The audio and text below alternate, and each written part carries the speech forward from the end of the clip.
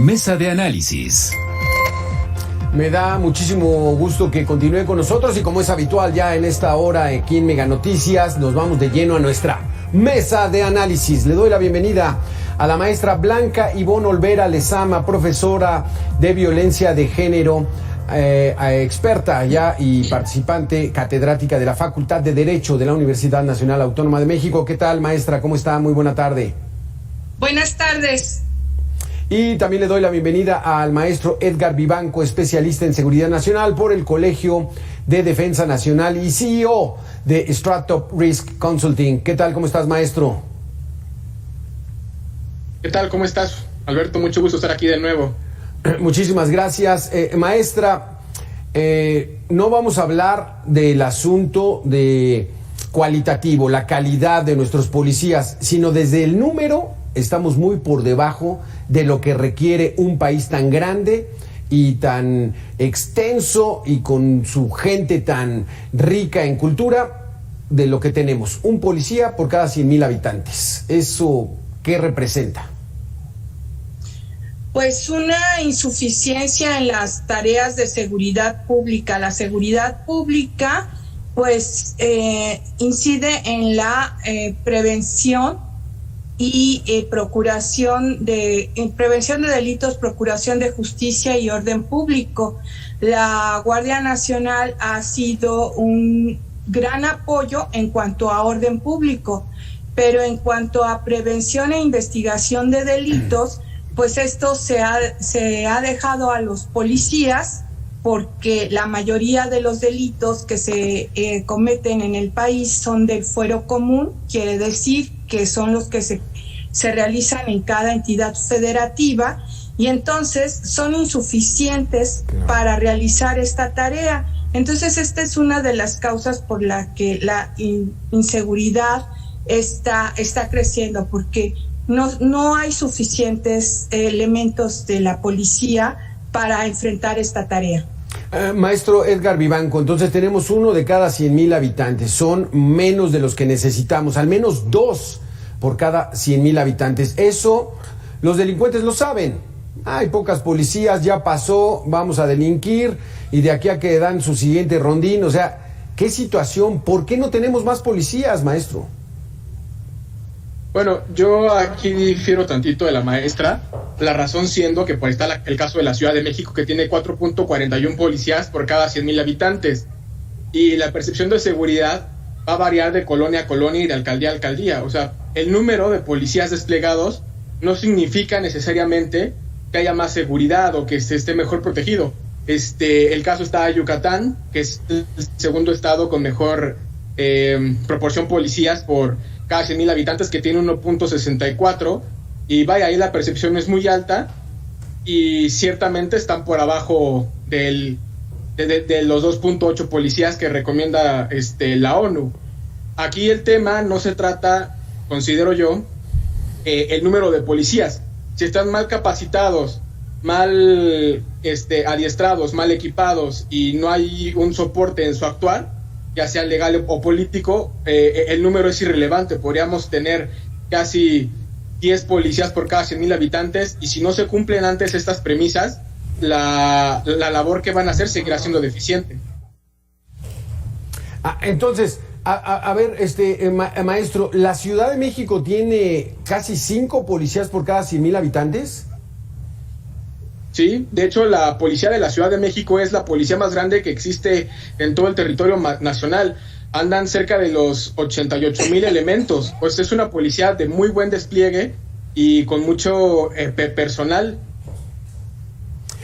Profesora maestra Blanca Ivonne, entonces, ¿si es una cuestión de cantidad o es más importante la calidad para que haya seguridad y que la población tenga esa garantía constitucional?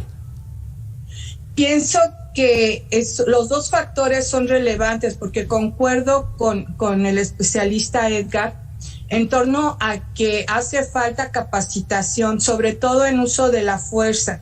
De hecho, yo he escrito 2 libros sobre el uso de la fuerza. El primero de ellos fue una coordinación y el segundo es una práctica forense sobre el uso de la fuerza. precisamente porque cuando a los policías se les ha cuestionado qué es lo que requieren, qué es lo que necesitan, en encuestas del INEGI, ellos han manifestado que requieren una capacitación mayor en el uso de la fuerza.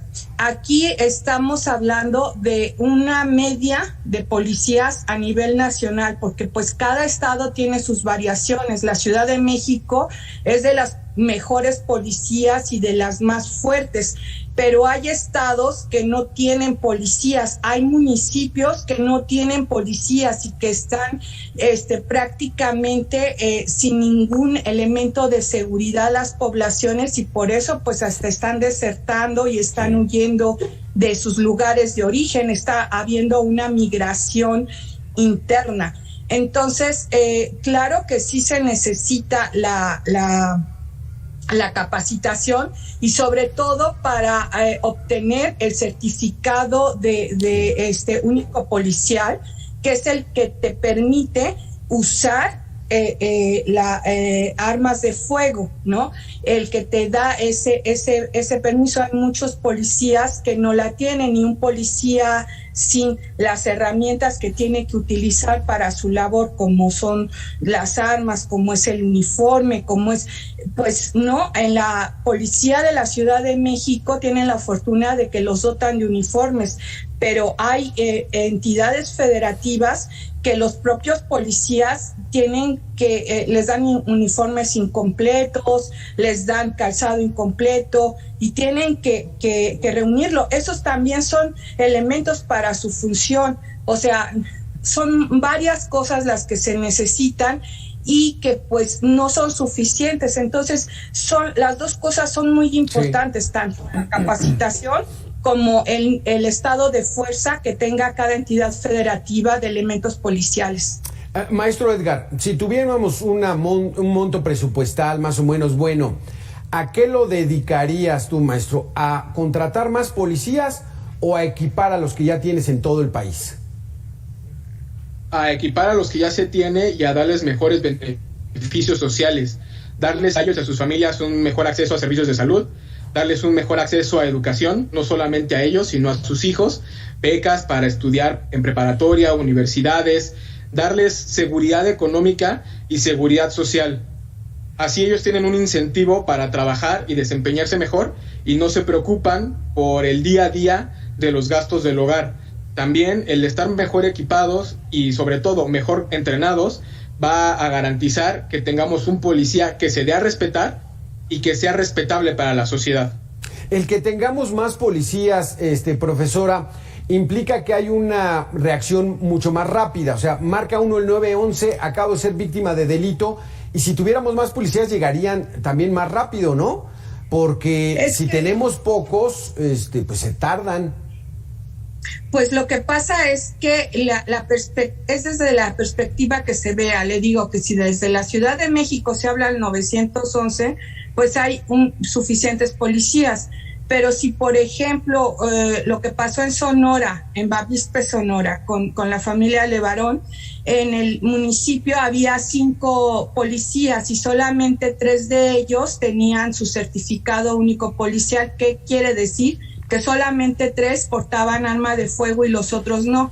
Entonces, ante la masacre que ocurrió y el gran número de delincuentes que realizaron esta masacre, pues 5 policías eran, o sea, no había manera que respondieran a esta criminalidad. Claro. Entonces, cada entidad federativa tiene una situación diferente. O sea, y es tanto importante cubrir el estado de fuerza de las policías en las entidades federativas, porque la policía para eso está, a ese lema, ¿no? Para proteger y servir a la comunidad. Una comunidad que no tiene policías, pues esa es la principal función de la seguridad pública y es la principal función del Estado, brindar seguridad a sus habitantes. Exactamente. Y es que ese es otro capítulo, ¿no, profesora, maestra Blanca Ivonne y maestro Edgar Vivanco? tenemos los policías, están equipados, pero el crimen organizado es de otro nivel. De ahí requiere ya de la Guardia Nacional, de las fuerzas militares. Lo vimos esta semana, donde ahí el policía municipal, incluso hasta el policía estatal, pues tiene poco que hacer, ¿no? Sí, es correcto, ¿eh? Y no solo esta semana o el día de ayer, lo vimos también hace unos meses en Chiapas, lo hemos visto en otras ocasiones en Tamaulipas. Eso es cierto, la delincuencia organizada ha desarrollado una capacidad de violencia, de abastecimiento propio de armamento y arsenal, que únicamente las instituciones federales permanentes, como lo son el Ejército, la Armada de México, la Fuerza Aérea y la Guardia Nacional ahora, son capaces de combatir. Pero eso no significa necesariamente que los policías no puedan estar equipados a ese nivel. Las policías de Nuevo León, de Tamaulipas, de nuevo la Ciudad de México, Jalisco, han desarrollado sus grupos de intervención especializados en atender eventos coyunturales con la delincuencia organizada y están equipados de muy buen nivel.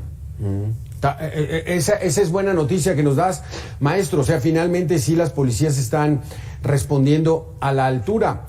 Profesora, entonces, el número es importante y la calidad en la que están nuestros policías es importante, pero ¿cómo andamos en esa imagen de que la policía es corrupta, de que los de tránsito, de que se pueden meter a tu casa o que ellos mismos sean los que estén coludidos con la delincuencia? ¿Cómo vamos en esa situación?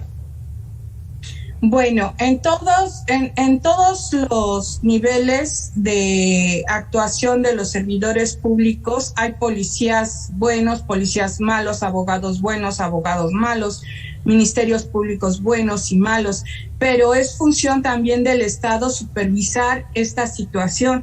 O sea, que su actuar sea con la eficiencia, con la honradez que también nos dice el artículo 21 constitucional, y esto lo hace mediante sus órganos internos de control, con sus unidades de asuntos internos, con sus visitadurías. Entonces, también esa es función de las propias secretarías de seguridad pública mediante establecer estos controles. Entonces, y es también responsabilidad de la ciudadanía, cuando veamos una situación como esta, denunciarla, porque no se puede resolver lo que se desconoce. Claro. Entonces, por eso es que es necesaria la denuncia. Es una obligación constitucional del Estado, y el Estado son los gobiernos, los legisladores y el poder judicial, los jueces y magistrados y ministros. Todo el Estado está obligado, maestro, a garantizar la seguridad pública. ¿Por qué no la tenemos garantizada? ¿Es por cuestión de presupuesto o por una cuestión de voluntad política? Yo quiero responder que es una cosa de voluntad política. Las policías han sido utilizadas, y no en esa administración, desde hace muchos años atrás, de manera facciosa para servir intereses personales propios.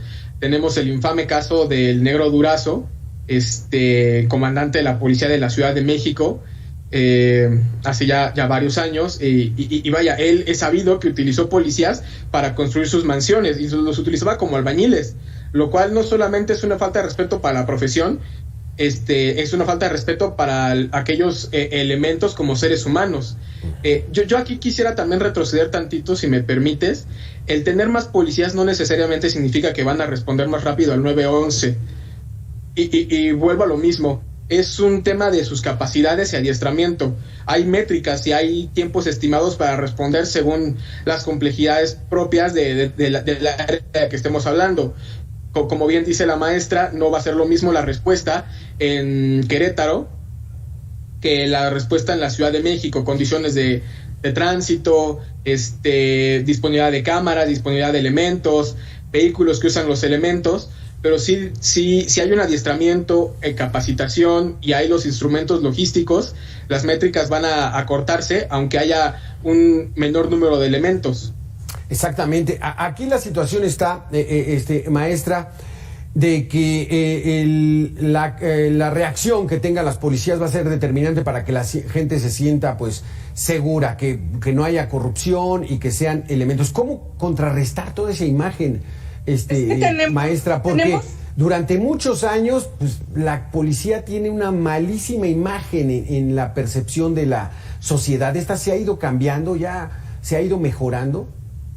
Es que tenemos que ubicar que la policía no solamente su función es la de supervisar, la de ir y atender el caso concreto, sino también es la de investigar delitos. La policía también levanta denuncias, registra en su informe policial homologado el hecho con el que se enfrenta, porque es la mayor de las ocasiones quien tiene el acceso al primer conocimiento del hecho delictivo, al hallazgo. Entonces, esta función policial, o sea, le implica una labor que le requiere de herramientas, herramientas, la mayor de los casos no tiene, como decía el maestro Edgar.